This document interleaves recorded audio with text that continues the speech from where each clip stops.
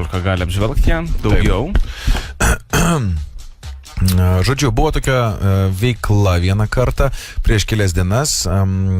Visi jautėmės kaip tikrame veiksmo filme, nes mus vaikėsi juodas tauregas.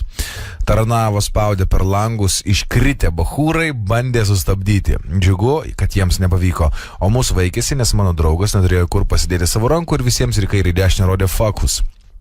Tai vat, tai mes tai pabandysim apsimesti tuo biču, kuris buvo tauregė ir visgi mes gal šiek tiek visai ir netyčia radom tą bičą.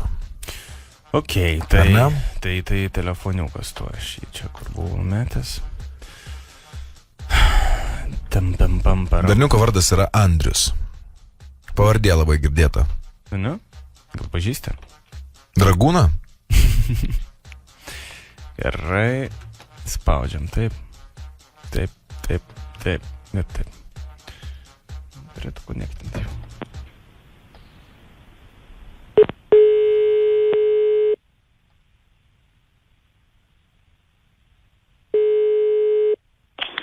Klausau. Alio. Andrius? Taip. Nu va, radau tave. Kur esi? Darbe. Kur tavo darbas? Kas užsakė? Ką? Kas užsakė? Ką užsakė? Iš balso atpažįstu. Tai kiekvieną vakarą klausausi. Tu užsakė tą, žinai kas, Marius. Ai, nu.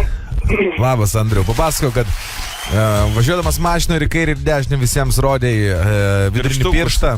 Kam nepatinka. Ir paskui išsigandai sustoti ir išsiaiškinti su tikrais bachūrais. Ką ten rodėjai? Nu jo. Buvo tai, papasakau, kas ten buvo. Nu, į smulkmenas nesigilinu, bet panašiai. Bet aš ne už vairo buvau, tai sustoti negalėjau, nors ir norėjau. Norėjai sustoti? Nors, nesakau, kad norėjau. Bet nors ir būčiau norėjęs, nebūčiau galėjęs. Supratau. Tai būtum pakrovęs tiem bachūram malku, ne? Aišku, kad ne. Supratau. O tai tu čia netyčia parodė ar specialiai parodė? Netyčia. O mašinai nieko neatsitiko? Nu, kaip ir nieko. O ilgai vijosi jūs? Kažkokiu buvo defektų, bet jau susitvarkė. O ilgai vijosi jie? Ką minutė ten, 2. Bet žiauriai baisu buvo. Galvoju, mirsi jau? Ką?